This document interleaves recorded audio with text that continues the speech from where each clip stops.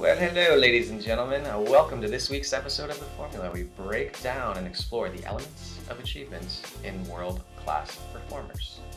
I'll be your host for this evening. My name is Trevor Carlson, and this week I had the opportunity to sit down and interview sales consultant Jesse Sheppard. I feel like sales consultant isn't really like the best description of how awesome this guy is and all that stuff that he brings to the table. And I want to take a second to give a big shout out to Monday Creations Michael Caraway for making the connection. Jesse and I really kind of go all over the place, so I hope that you can keep up with our scattered conversation that we have. We cover all sorts of stuff, from finding harmony through prioritizing your values. We talk about social media, scheduling out your week to give yourself the biggest opportunity for success. I don't know, we just cover a ton of stuff. Plus he gives me a little bit of personal feedback on how I can be doing better in my own business and social media presence. So without further ado, let's get this party started with Jesse Sheppard.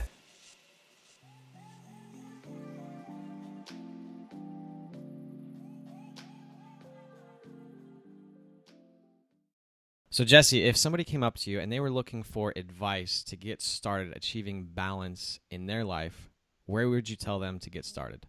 The first thing I would do is I would acknowledge there is no such thing as balance if you have an overarching goal you're trying to achieve, that's above and beyond what, the average are doing. First, acknowledge that you may not be able to achieve that balance, right? It's more going to be a harmony. How do you balance that harmony between what you want and other things in your life?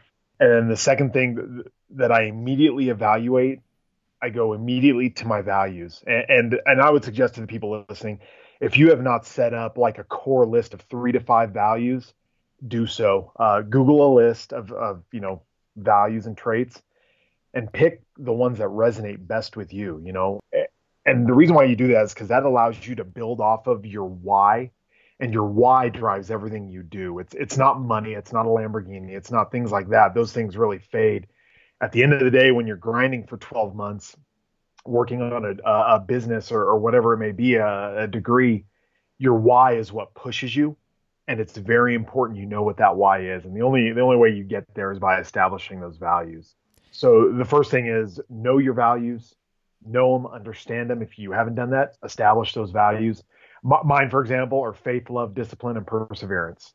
And I noticed those trends and what I gravitate to, and that's what pushes my why in a lot of cases. And that's what I go forward with. And then the second thing I do is I look at, what are you trying to balance? Are you trying to balance between starting a business and spending time with your family? Or is that the harmony you're wishing to achieve? And then you got to evaluate, what are you trying to achieve? And you can make a decision from there. Or are you trying to balance between, going to school at night and finishing season 3 of Narcos? I'd say go back to your values at that point, evaluate what's important to you, and then you can make a decision from there. It's kind of like that concept of when something is important enough for you, you make time for it, right? Absolutely. Absolutely. And there are going to be massive distractions that seem important and things that seem urgent. You've got to, again, fall back to your values, look at your overarching goals that you've established and kind of reset your bearing, look at your compass. How do you prioritize your values once you've figured out what they are? That's a good question. And I think it depends. There's not a cookie cutter response to that. It depends on the person, right? So, mine's pretty self-explanatory. It's faith, right? Well, for other people, that might be, by the way, integrity is not a value. If you're writing integrity down and you're at home, it's not a value. These Fortune 500 companies that put it in there do it to, kind of shortcut it. But, maybe it's sustainability. Some of the people I've spoke with, I'm in Colorado and spend time in Boulder because of school, and it's sustainability. And, so that may be what's important to them because that's the overarching theme in their life. Place that first, or that's where, again, we go back to the why. That's what really drives you, to put that in the number 1 slot. Know what you're willing to sacrifice. I think a lot of people go into this balance and harmony conversation, and really what you're deciding is, what am I willing to give up to achieve a goal? And if that's nothing, if that's just security in a corporate job, you want to go work 9 to 5, work your way up the corporate ladder, leave it there. That's great. But if you want to go beyond that, then you have to have an honest conversation with yourself about what am I willing to sacrifice? What am I willing to leave behind? Okay. Because in this balance, things are going to have to fall off. In this harmony, things are going to have to fall off. Know what you're going to lose. And it may be people, it may be friends. Sometimes it's even family. Acknowledge it, write it down, own it, and then you can move forward. I think a lot of people move forward and don't know or don't expect to sacrifice or lose something. Man, depending on what you want to do, that is not the case. It's almost as if do I, like you said, Narcos, right? Like, what's more important to you in the long term? Is it finishing Narcos, or is it finishing this chapter of the book that you're writing, or is it making the extra 5 sales phone calls or emails? Is that kind of the comparison that you're making? Like yeah, and oh, sorry, long game versus short game. That's all I was thinking about, really. 100%. I try to put everything in that context, and the litmus test is if it feels good now, it's probably short term, and if it doesn't feel good, and it's kind of a grind, it's probably better in the long term. So how did you kind of come up with this formula, for the lack of a better term, for yourself? Like, what was your experience like that allowed you to really come up with this process for finding harmony? A lot of trial and error, So I kind of chose things the hard way. I didn't go to school straight out of college or straight out of high school. I had a crappy GPA. It was I think like a 2.1. I mean, it was, and not because I just didn't get it. I just didn't care, And so I thought people who achieved, the similar goals that I had, in business and in life, they just did it better than I did from 9 to 5. And no, that's not the case, And as I started to read, I emphasized reading to people and started to learn at school and really expand my knowledge with other people. I started to say, okay, there's a pattern, there's a rhythm here. I need to establish my rhythm. And that's what got me into it. So you're talking about your experiences, how you didn't have a very good GPA, and you're moving, you're kind of figuring out how to find harmony. So how did you take those lessons that you learned or didn't learn from school where you were bored and apply those to your career and moving forward in life? Sure. So the more, I spent time around other people who had similar goals as me or had achieved things I wanted to achieve, and whether that had been through a professional setting or at school, I started to realize, okay, it's going to take more. And I knew instinctively, okay, well, if it takes more from one thing, it's going to take away from another thing. And so I kind of learned, I say early on, I was probably about 24 at that point. Okay, if you want to do X, you're going to have to give something in return. And so I immediately started developing that there. Now it's a work in progress, right? It's not perfect out of the gate, but once I realized what I wanted and how serious I was about that, it became very easy to kind of go back to my value system and say, yeah, if I really want this, if this is what drives me, I've got to give up this. It seems important, but it's not. How hard was it to start giving up some of those things? Some things were easy and some things were hard. And some things, like friends who I was hanging out with at the time, they naturally just fell away. It's funny. You'll see things kind of naturally happen in your life when you gear yourself a certain way. And it's like the law of attraction. So some things, like some friends who I just stopped hanging out with because I couldn't go out and party anymore because I had to go to school, or I had to work and go to school, and those friends dropped away. So that was easy. What's been hard is sacrificing family time and time with my children for, my graduate degree. So that you really have to kind of sit back and say, okay, I'm playing this long.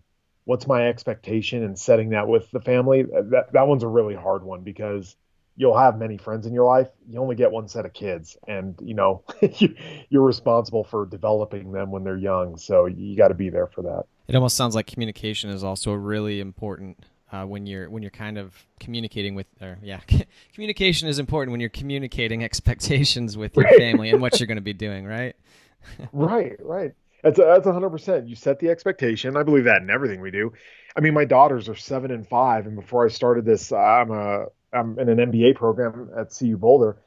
I told them, they're 7 and 5. I said, listen, Daddy's going to have to hustle a little bit harder for the next couple of years. It means I'm not going to be at the house as much at night these days per week. And I said, but in 2 years, here's what we're looking to gain as a family out of this. And I don't expect a 7-year-old, a 5-year-old to understand, but I'm at least telling them so that I set the foundation for when they are able to understand.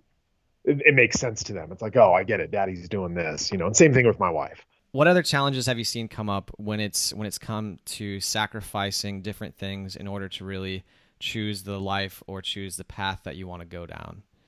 There's not a lot of people who choose to do this. So, just to give some perspective on my situation. So I have a full time, like a corporate job, right? Now I work out of the house. I remote office out of the house. Well, I also have a side hustle on the side where I consult. I'm going to get my MBA, and I'm doing that. It's on 2 evenings per week, and then it's on top of that, I'm starting up a company, an infrastructure company. So the challenges I face immediately, in achieving those goals are, how do you divide your time up, right? What is important? And again, go back to your values, prioritize, and kind of work from there. But the really big challenge has been what's going to net me and knowing what's going to net me in the long term. And then typically I would say go to, you work with a mentor, right? You work with someone. Not a lot of people choose that path, right? It's lonely. It is. I mean, it's one thing to go to school and get your MBA or get a graduate degree or any degree in general, right? But it's another thing to say, okay, and I want to, I want to run a little side gig and start up a company so I have the funds for it. And it's like trying to find the appropriate mentors and people who are on that same wavelength who want to hustle that hard is difficult. I'd say that's probably one of the biggest challenges. What are the biggest takeaways that you found when it comes to finding a mentor? It's like sales or like, any other business relationship. You have to be involved in as much as possible because it's a game of numbers, because not everybody you meet is going to be a good match, right? They could be, a CFO at a Fortune 500, but if you're a sales guy, he might not be a good mentor for you, And so getting out there, doing events is why I'm such a big fan of, being at a college, because they put on so many events. They have so many resources to get you in touch with the proper people. Leverage all those you can. If you're out of school, if you're not in school, co-working spaces. Co-working spaces are great for putting on events and entrepreneurial organizations in your city, and hit those events as much as possible. Yeah, so you mentioned something a little bit about sales there, and one of the stories that you shared with me in our introductory call that we had, and I think it was last week or something like that, you kind of talked about how you had some success with your consulting business, turning around. Was it a construction company or something like that with sales? Forgive me for not remembering the exact details, but I thought the story was really fascinating. The overarching lesson behind it. Would you like to share that story and maybe some of the things that you learned in the process? Yeah, absolutely. So you're right. It's a construction company that does large capital projects for even, larger, like, renewable energy projects or, power stations, really big contractor like that. And they were running into an issue where their growth was coming at a major price in their time and in their energy.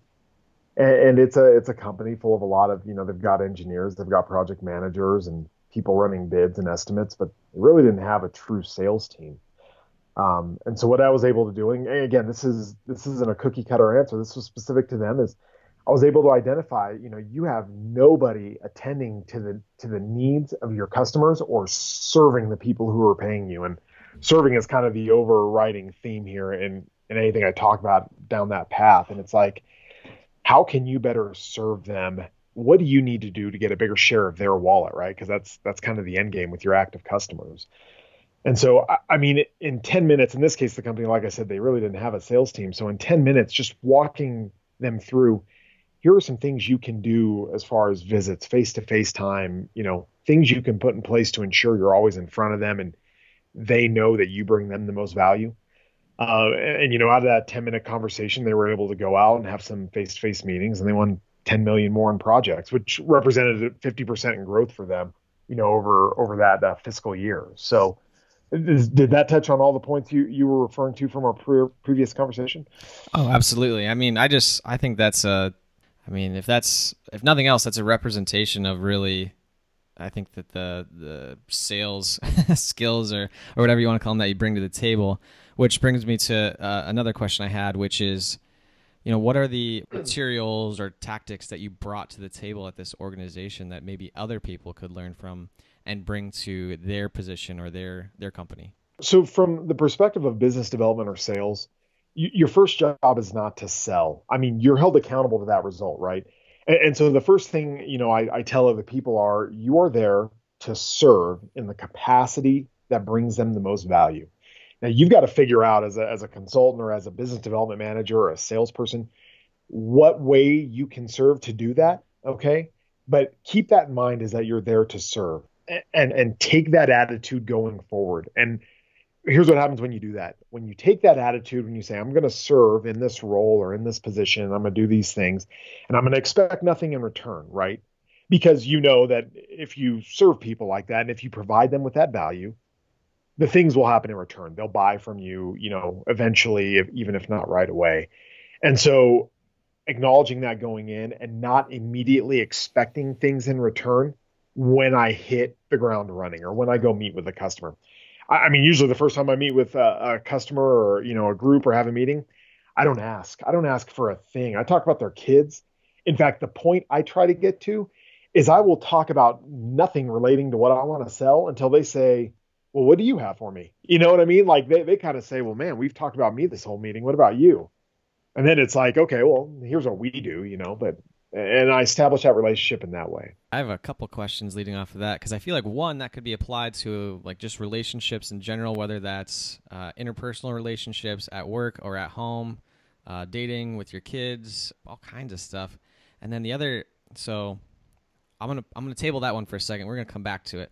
But the first one, Sure. The first question that I want to ask is, what does it mean to, you say serve and you say provide value? I hear a lot of people say that, but they're doing it in the context of they're expecting that eventually they will get something in return out of it. They're like, we need to provide value, but it's like, what does that mean when you say serve and provide value? Because I think you have a different meaning to it than some of these other people that kind of throw that term around without actually understanding what they're saying or doing. Right. If you aim to provide value and immediately expect something in return, then you're not providing value. Okay, your value proposition is probably crap at that point. Because the true test here is if you can provide a person, a company, a team with value, okay, more value than they could ever provide you with money, right? Because you're providing them a service or even a product that allows them to do something. They will automatically come back to you with that. And again, the test is do they buy from you? Do they engage in a relationship from you? And that's where it's different. People aim to provide value and then immediately expect something in return in the same meeting, in the same day. It's like, no, bring them the value, show them, here's what I can do for you. And that's back to this servitude, right? Here's what I can do for you. Go have fun with it, and that's kind of big on the, kind of the social media side if we get into that. But you give them that, you don't expect it in return. And if it really is valuable, they will come back, right? Because you're providing them with the most value. And if they don't, maybe it's not as valuable as you think it is. And you're kind of selling them something that they don't really want, and have an honest conversation with yourself. That is really good advice because, oh, man, it's like when you go into a situation and you're like, you start out with, how can I help this person? And then you help them and you're like, okay, well now you need to buy from me. I feel like that kind of defeats the purpose of providing value in the first place. When you kind of remind me of a personal story from years ago. After my first failed company that I started, I basically put up my hand and I was like, whoever will hire me right now so I don't get evicted and can pay rent, I will work for you immediately. And so I went to a car dealership, and I would just find myself talking. It was not a very fun job, but I would always find myself talking to the customers, and we'd talk about like work or family or whatever. And I remember we'd talk about, there was one guy in particular, he ended up buying like a vehicle or two from me. We talked, and he was like, yeah, I really want to take my wife out to this restaurant or a nice restaurant in town. I've only lived here for like 6 months, but I don't know where to take her. And he left before I could really give him any recommendations, but he had left like his address and phone number and stuff. So I sent him like a letter in the mail, and I basically printed out all these different places in town where he could take her. And I just sent it to him. I was just like, well, here you go. Good luck. This is my favorite one. It's worked for me. So, and then like he came in like 2 weeks later. He's like, yeah, I took my wife there. It was great. I didn't really care if he bought a car for me. I just thought he's a cool guy, and I wanted to help him out. So, is that kind of what you're talking about though? Is like providing that type of value? Absolutely. you don't define what the value is. It's kind of like you don't define what your price is. The market defines what your price is and what they're willing to pay. You don't necessarily define what that value is. You can take a good shot in the dark the first time through, but once you learn about someone and you have a good solid relationship, you know what brings them value and you give them things that net you nothing in return, right? Because you show them you care, in that case, right? Now, I think a really good question is, would you have sent him that card if he had bought 0 cars from you in the first 6 months, and then done things like that over the course of a year and really played it long term? Maybe not, because some businesses, they just don't have the capacity for you to take that long to make a sale with one person, right? It's on to the next person. But you're absolutely right. They define the value, you bring them what they see as value, and you make yourself the person who brings the most of it. It almost just sounds like being a good person and treating people like people instead of like customers. Who would have thought? Who would have thought? Oh, it's so weird. I mean, that's such Right. It's a crazy concept, but it gets away from you in business. And I get it, especially big companies. But I think the companies that are really going to succeed, especially going forward with the millennial generation purchasing more and more, is you have to get down and engage one-on-one. This billboard stuff ain't going to cut it anymore. people just want to be, they don't want like some generic label. Well, that's a hipster, baby boomer, millennial, whatever. They want to be treated a little bit differently than that, instead of just being like, well, you fit in this box, so this is what you get. Right. And here's why. Or go ahead. No, you're fine. I was just trailing on, so go on. Here's why people expect that, is because we have that ability through technology and data now. And it's like, if you're in the position, if you're making these decisions on your personal business, your side hustle, or for a corporation, stop being lazy. Go research your customers, because guess what? They put their lives on these social media platforms. Most of your customers, or the companies you would target, they don't have to be big companies. They put everything they can on these social media platforms to put themselves out there. So take the 4 hours and go learn about them. Learn them, watch their behavior, really, really care about who they are, what they do, and what they care about. And you can succeed with that. And you know why? Because they know you can do that too, subconsciously or not. And if you come with some generic thing, it's lazy, right? It's just lazy. You have to get up and do more than that. I couldn't agree more. And now I'm thinking about all the different things I could be doing better. So thanks for thanks for bringing that up. I'm like, shit, am I actually providing value through my social media stream, or am I just like blasting stuff out there and hoping somebody pays attention? Right. Are you giving something you want to give, or are you giving something people want them to give you, Yeah. So let's bring it back to the outside of the business world, or maybe it's still in it, but like what did you say? Not providing value, serving. So do you find that the application of serving people in a sales role and doing those types of things in other relationships, is there a lot of crossover? Does that have a big impact on those? What is that? What's that process been like? Because I'm assuming there's probably some crossover there. Of like the idea of serving others across, you're saying across, whether it's business, personal, whatever it is. Mm-hmm. Yeah, absolutely. I mean, that should be a recurring theme, and that's hard. I mean, I'm talking about like it's super easy. It is real hard to have, the attitude of like a servant, or to serve someone when they invoke your pride, or they try to, because you're going to run into these situations, especially in sales, where your pride gets challenged, and then someone pushes you to that brink. And, it's hard to take a step back, and especially in the personal relationships. But it's valuable, because not only does it apply, we were talking about business, but from personal relationships to, if you're starting a business, or you're starting your side hustle, or grinding it out there, you want that to be consistent across all your platforms, because the world just gets smaller and smaller every day with how much you can put out there through social media and other things. And the last thing you want is an inconsistent, rep, or people see you inconsistently, because that can get blown up real quick. So, and not to mention, like you said, it's a good way to be, to help others out and serve them in the manner they will, because they'll return the favor, and that helps you. So, all right, I have a loaded question here now. So, Yeah. I've heard this said before. Do you have to, I already know the answer, but I just want to hear your answer. So do you have to be an asshole to become extremely successful in business? No, no. I think that day is dead. Yeah. And here's why. If you look at like, I'll go back to like the big Fortune 500, Fortune 1000 corporations.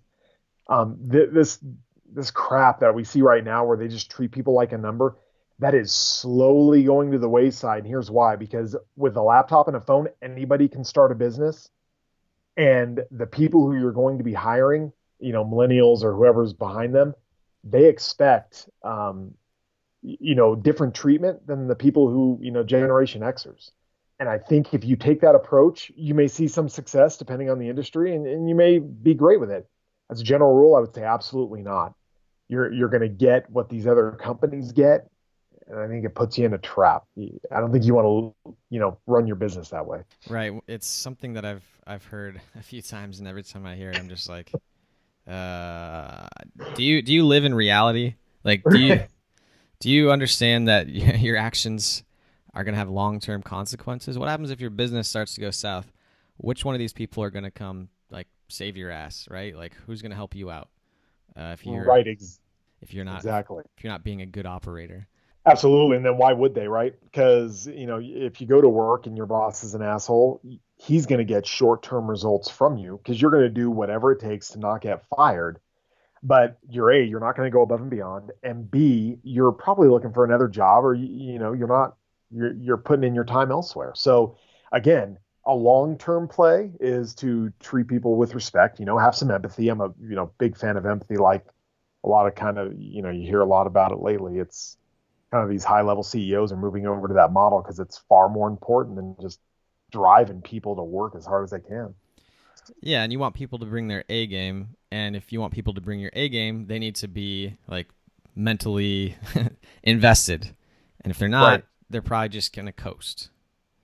Right. And your job as the leader in this case is the senior leader, the CEO, the founder of the company. They're the alpha. It's their job to run into the fire when, things are going crazy while everyone else is running out.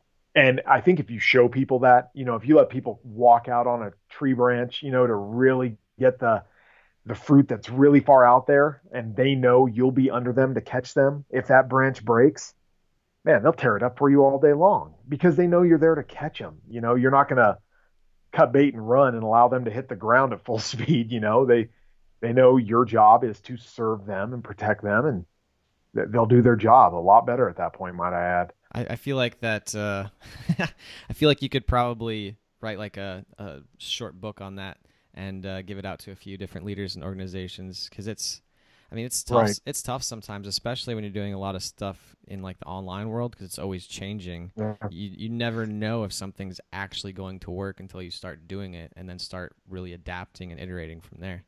Right. And what keeps people from doing that? It's fear, right? It's fear of losing their job. It's fear of being, having that reputation at work. It's, and all these things group up on them. And it's just like, nah, I'll just do 60% of what I'm capable of and I won't get made fun of. I won't get fired.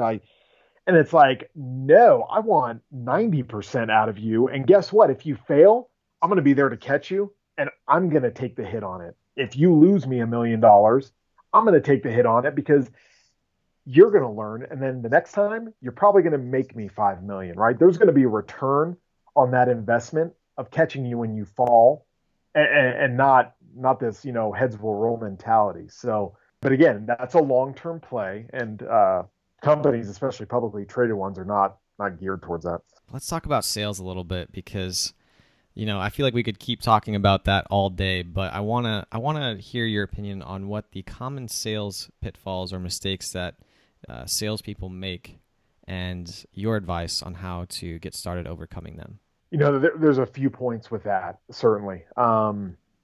First off, if you don't think you can or should be leveraging social media to sell, and I'm going to use the word sell, even though a lot of time it's not what you're doing, then, you need to probably recalibrate your compass. Social media and all those platforms are free. They're there for your use. So take advantage of them to the fullest. That being said, the second thing I see people do is they try to replace face-to-face and in-person meeting and communication with social media, phone, and email. Nothing replaces face-to-face. Nothing replaces you going on a sales call, showing up to a customer's office, taking a customer to lunch, whatever that looks like. As long as it's face-to-face, nothing replaces that. And there's probably people, if you're listening to this and you're doing that, I guarantee there are others out there who aren't, and you're probably beating them, right? Unless there's some factor in there that you just can't help. So I would say leverage the social media platforms to your fullest, and there's a million ways to do that. But don't let that be your only method. How would you recommend somebody get started? So if a salesperson came up to you today and was like, all right, I'm not doing anything on social to sell right now, how do I start? The first thing I would figure out is your customers, depending on what your business is. You need to figure out what platforms they're using, right? If your customers are, construction companies, you might be geared more towards LinkedIn. If your customers would be fashion companies, maybe it's Snapchat and Instagram. Figure that out. It's not cookie cutter. Take the time to research where those companies are spending their time, where they're publishing a majority of their content, where they're trying to sell the most. Is it, out of retail? Is it through social media, online, and whatever that is?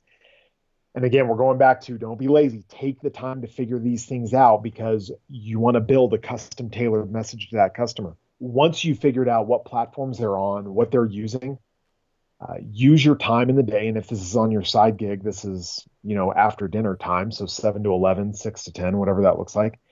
Canvas those social media platforms and view the customer behavior, view the people who you want to get in touch with, watch them, watch how they interact with their surroundings, look at their messages, look at the articles they like, look at their pictures, whatever it may be.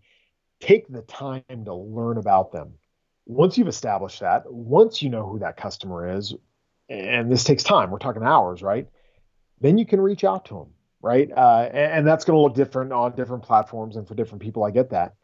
Then reach out to them and with your value proposition, and your value proposition should be, that's a whole nother conversation. When you reach out, you should be giving them something of value without a single ask in return, without anything in return. And go into that relationship knowing I'm going to bring you value. I'm not going to ask for anything in return and see what happens, right? We know what's going to happen. If you're the person bringing them value, you're the person they're going to go to. So I have a question, and it's just regarding so I'm asking for myself right now. So I host a podcast. I have some online classes I've built on social. My current social sharing, whatever you want to call it, is mostly like articles I've written, articles I've read, podcasts I've created, and then whenever I see anything from any of the guests that I've had on, anything that they've released or anything that they're working on come out, I share that as well.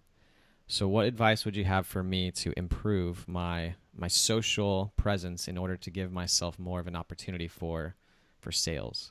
I feel like I'm being a little selfish asking this, but I'm also really curious.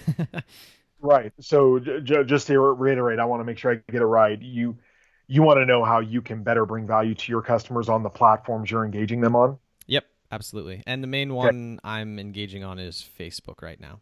So the first thing I would evaluate is that where your customers are? Is that where they truly are? And have you asked that? Have you proven that? And they're probably on another platform as well. So I would figure out what they are on if it's 2 to 3, right? Then second, who are your customers? So do you really know who your listeners are, right? Because your customers are your listeners, right, to your podcast? Yep. Who are they? And I'm not sure what kind of analytics you can get off of the podcast. I'm sure you can get the analytics.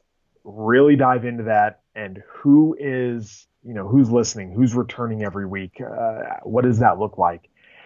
And then how do I now engage them in a way on these platforms where I can get feedback and I can learn about what is valuable to them? Well, the only way to do that is to give them something and then see if they come back at you with anything, right? Because if it's crap, you probably hear nothing, right? Or someone actually says, this is crap. Rare, right? But depending on the platform. But bring that to them in that way. Say, hey, here's what we're touching on this week because I know my demographic are these people, or here's the demographic I want to touch on. This is what's important to that demographic. Boom, here's an article on this, or here's an interview with this person. Check it out. Nothing in return. Does that kind of answer it? Sorry. No, you don't have to be sorry. It's all good. So my immediate thought is, okay, so let's imagine we're releasing your episode next week, and we cover a lot on sales and social and some other stuff. So possibly leading up to, or even right after the interview release, it's just sharing helpful articles that I've found around the same topic. Especially if if I had done my homework and had identified that this topic was one that my audience was interested in, and I had identified that they were on Facebook, right? Right. I feel like that's the right answer. Yeah, no, you're down the right path. You want to know because again, they decide what brings them value. You don't decide what brings them value. Mm-hmm. You can give them things and they say, "Oh, that is valuable," but you're much more inclined to have them click, respond, view your video, listen to your podcast if they automatically identify it as valuable. And so that's what you want to learn about, and that's what you want to bring them, and then bring that to them in a way that's consistent Mm-hmm. and on the platforms they communicate in. So it might be video, maybe it's pictures, maybe it's written article, maybe it is sound, and throw curveballs every once in a while. Maybe it is a video interview, right? Bring someone in who's local to you, and I think that's the way in. Absolutely. Interesting. Well, I will be reevaluating my social media strategy from now on and seeing if I'm actually bringing value or if I'm just, as Gary Vee says, just right hooking my way through social right now. Right, right. And feel free to email me afterwards because we can take kind of a more specific approach. You do have to take a real specific approach to it in some cases, in a lot of cases. But yeah, as Gary Vee would say, you should be jabbing every day, not right hooking. So Right. So I just have to ask because you're doing so much stuff. You're going for your master's in Boulder. You have a full-time job. You have your consulting company, and it sounds like you just started another company as well, right?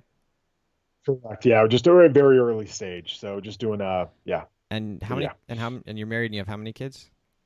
2 kids at the house. So Okay. So how do you get so much shit done? fall back to values, right? We've already discussed that. And then we talked about rhythm, right? I have to establish a rhythm that I can be efficient at and I can get these things done because I automatically know. So, I have a routine in the morning to get certain things done. And then I have a routine at the end of the week on Sunday nights. That's a strategy session where I plan out and I really evaluate my overarching goals against what my short-term strategy is to achieve that, and I plan my week out. And the other way that I get so much done is because I know how many hours are in the week. There's 168 hours in the week. And if you start doing the math and working backwards, there is a crap ton of time in the week. I mean, there's a crap ton. If you take out TV and you take out some of the other crap, you could be doing, there is so much time. I mean, and I really had to kind of take a step back and I actually had to write down how many hours are in a week. And I did this during one of my weekly strategy sessions on a Sunday night. How many hours are in this week? There's 168. How many hours am I going to sleep? And I know what I need to sleep and how long it takes me to get ready. 8 hours total for that. So what is that? 8 times. So that puts us down to about 112 hours remaining, right? 40 hours for work, 72 hours remaining. I factor in commute time, the gym, family time. You probably end up with an extra 40 hours a week at that point, right? Mm-hmm. And it's like, holy crap, that's another job. So it's like, what can I put in there? And I schedule in advance and I know how it's going to relate to my overall goals. What can I squeeze in there to get it done? And then boom, you pop it in a schedule and you execute.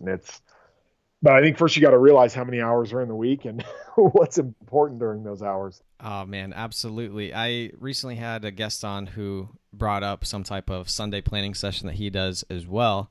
And so that I do something very similar to what you do and what he does. And I actually put together, hopefully my audience wants something like this. We'll find out if it provides value or not after I release it, but I created an email drip course that I'm launching. Well, I'm going to say today, but I'm just going to say today because I'll just get it done. There you go. And, there you go. And it's kind of like what you said. There's planning out your week and making sure that you put in time for the things that are really important because work tends to fill up everything else that's not planned really, at least in my case. And Right. I just find that to be so helpful is just taking the time to go through all that process And one other thing that I add on top of that is I ask myself, I do like are you familiar with Agile project management? Yeah. Yeah. Yeah. So I do like an Agile retro on my personal life for a week, right? So I do like what went well, what can I improve, and then what are my action items outside of that. That allows me to be like, okay, well, I know that these things gave me a lot of energy. I felt great. I know I need to go to the gym every day. I know I need to make sure and eat 3 meals a day, like those types of things. And then making sure and plan those out, and then being like, okay, well, what went wrong, or what can I improve from last week? Oh, I missed the gym twice. Okay, how can I make sure that I get there 5 to 7 times this week? And then ask yourself how to pull it off. Exactly, and write those things down when you're asking yourself that question, so you can prove that you're screwing up. Right. Right. That you're slacking, or you're wasting time. Yeah. Yeah, and if I document all mine digitally too, so at the end of the year I can go back and I can look at, okay, what were the types of things that I noticed throughout the year, every week of the year that made me happy, gave me more energy, helped me be more productive. What were the things that didn't? And how can I, over the next year, make sure and implement more of the good things and remove more of the bad? Or bad. Exactly. Bad, I guess, is for however you want to call it. Yeah, the only way to do that is to go back and evaluate, what you did. And typically that's done electronically because it's really hard to write down your schedule every day. And some people do it, but I find it a lot easier just to replicate through Google Calendar or Outlook or whatever it is. And that's the proof of what you did. Evaluate that. I was not expecting to talk about calendars and whatnot, but I'm glad that we brought it up. I think that brings us to the wrapping up the interview for today. And Jesse, I just want to say, thank you for taking the time to show up on this episode. I do have a couple quick questions that we ask all of our guests, and then if you have a message you'd like to leave with the audience or talk about what's coming up next for you, I'll give you the opportunity to do so. So jumping into it, what would you say is the most impactful book that you've ever read? The one that sticks out in my head right now is a book by Simon Sinek called Leaders Eat Last, and it touches on kind of the role of the senior leader in an organization, the alpha, because I think a lot of companies are failing at that right now miserably, and that's not going to work going forward in the future very well. So I'm a huge fan of his work, period, with that book. I don't know if I've read that one, but I have read Start With Why, and I feel like that if it's as good as Start With Why, then it's probably a pretty solid book. Yes. Yeah, absolutely. We kind of talked about daily routines. Is there anything else that you'd like to add that you do on a daily or regular basis that you feel like helps you be more productive? And this is going to be, per person. What helps me feel more productive is I have to go to the gym, and I have to get in, call it what you want, prayer, meditation time. I have to clear my mind. I have to do those things to have a successful day. And I found I have to do them first thing early in the morning. So, which means waking up at 4:30. Oh, wow. And to get those things done, I have to wake up at 4:30. So it's like a 6 cycle here that we're in, but that's what it takes for it to work. 4:30, that seems so early to me. I'm like, man, I got up at 6 today. I didn't think that was too bad. Right. Do whatever works for you. But yeah, usually it's going to be painful, whatever it is. So yeah, absolutely. So is there any type of message or anything that you'd like to leave the audience with? Well, actually, you know what? Let's ask what's next for you? What are you working on next? I want to give you the opportunity to do that. So it's all good. So, I'm maintaining my course. I'm working, like we discussed a little bit. I founded a company, and it's very, very early stage. It's going to be working on infrastructure for autonomous vehicles. So, again, I'm at CU Boulder, so a ton of resources up there. I'm going to leverage the hell out of those and get some good people around me and try and move forward with that. And then also, continue my consulting thing. I really don't. If you were to go out and look at like my website or my LinkedIn, it's nothing special, but I'm not looking to add customers through those mediums right now. So, but I'll continue to do what I'm doing there, and helping people where I can, hopefully, through your podcast, I'm able to help some folks, and, anyone's more than welcome to reach out to me if I can help in any way. So. Yeah, no, and I really appreciate you taking the time to stop on today. I feel like I've learned quite a bit, and hopefully the audience has picked up a few things as well. I know we jumped all over the place, so hopefully it wasn't too scattered. It was just a lot of good stuff. And like I said before, is there any message or any quote or anything like that you'd like to leave the audience with today? Yeah, no quotes. I'd say the message is, we didn't get into it too much, but if you're trying to balance or, live in that harmony of working, with a side hustle and going to school, having a family, it's easily doable. And if people have questions, just email me. That's fine. I don't mind. It's easily doable if you can take a step back to really evaluate what's important and why you're doing what you're doing. It can become a lot clearer and it's not as intimidating. But trust me, I'm doing it. If I can do it, you can do it. So those goals that you have, they're definitely achievable. Just take a step back and figure out, how you want to approach them. Well, ladies and gentlemen, that is a wrap for this week's show. Thank you for tuning in to this episode. If you'd like to follow up or maybe have a conversation with Jesse, you can find his contact information, LinkedIn, and email in the show notes. Now, on another note, if you think you would enjoy or you might be interested in a new free email course that we've recently released, it's really designed, Jesse and I kind of talk about this, and in the Noah Kagan episode, we talk about this a little bit, really taking some time on Sundays or whatever day of the week is best for you to plan out your week and give yourself the highest opportunity for success and making sure you're making time for the things that are most important for you in your life. If you're interested in that course, you can go ahead and head over to helixacademy.co and sign up. That's all for this week, and I look forward to you tuning in next time.